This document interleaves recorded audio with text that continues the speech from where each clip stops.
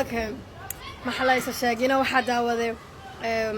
wareysigan oo khudbadii u jeediyay Sheekh Shariif xasan sheekh oo iska qoslaya mar walba laakiin farxadda mar qaar waa loo baahan laakiin meel lagu dhaaranayo oo lagu hanjabay xitaa dad ku qoslaayay madaxweynaha hor qosolkiisa waa iska furiyo maagtaa laakiin hal mid ah dadkayga Soomaaliyeed inaan u sharaxo aniga dadka iyo odayaashaas dadkayga ay muhiimsan horta waxaa jira wax la dhahayo campaign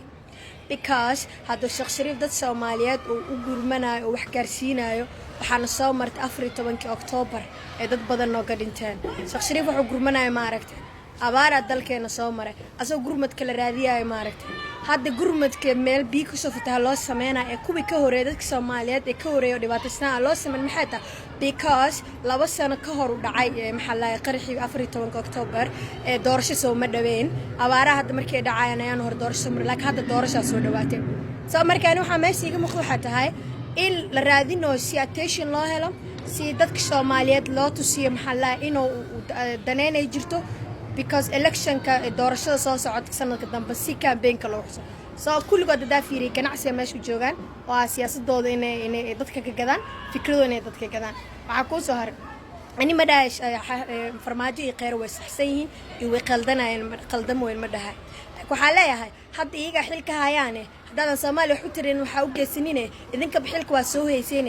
ku taageer inay intaan ay hayaan samata bixiyaan New Year kan wax cusub la imaado mana rabo waliba oday hore siyaasad Soomaaliyeed uga soo muuqdo inuu maxallaay siyaasad kale jaanis la siiyay because waxay soo qaban kareen jaawa aragna xilligo Sheekh Shariif jooga badda Soomaaliya la saxiixay xilligo Xasan Sheekh joogayna maxallaay soo maamul goboleedyada dhan hebelka laankan oo dhan federaalkan oo dhan waxa uu wada saxiixay waa iyaga waa asaga soo marka hadda inay wax cusub soo kordhinay lama aha odayaashan sidoo banaa inay dhintaan ma ahayne inay siyaasadda intee ka haraan markay waxay soo qabteen soo qaba waxay soo qasan inay ka haraan maxallaha dadka dhalinyaradu u daayaan ma yaqaanin waa wareegto xiluu ka tagaa xilku raadi xilku oo ganacsi lacag meesha soo raadsaday soo malakiina horta ilaaha keen kuwa joogay kuwa horaan odayo dhan mustaqbal xumo na dhigay qabowgaan una dhigay qaxootiga naga dhigay soo aniga oday siyaasadda Soomaaliyeed u maraba oday dan Soomaali wadan oo yar yahay riil odayaashan dhan way xanuunsan qabiil ka wada dhaadhacsan marka ani waxa leeyahay dadka Soomaaliyeed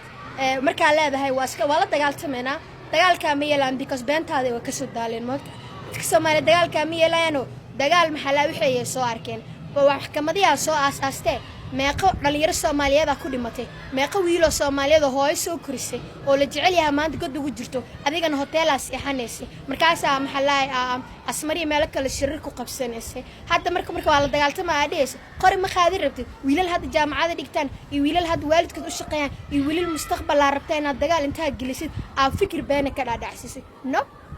dhalinyarada Soomaaliyeed odayaasha beentooda way ka daashay dhalinyarada Soomaaliyeedna odayaashiino maxallaha inaad danasyaal tihiin oo hoteelo seexatiin wiilashan qori u dhiibtiin oo isku dirtiin waan ila fahmay soo dhalinyaradeena ma dagaal ma gelinaysan muqdishane al-shabaab hadii laga soo adkaaday oo Itoobiya laga soo adkaaday oo Mooriyaan laga soo adkaaday intaas ba kooxay ahaayeen laakiin dawlad koox kama adkaan karto taasaa ka maqan marka hadda Ethiopiana laga adkaa Ethiopia waa laga adkaa because shacab Soomaaliyeed asugu duubna laakiin shacabka Soomaaliyeed kaama yeelayn halka dawladda inoo joogtay ha xumaata ama ha samaatay waa la dagaalanamla soo danta u heesam xata waata ku dhiirigelinaysan dawladooda la dagaalan danta u heesam xata dawladnimadanadan ma u heesa no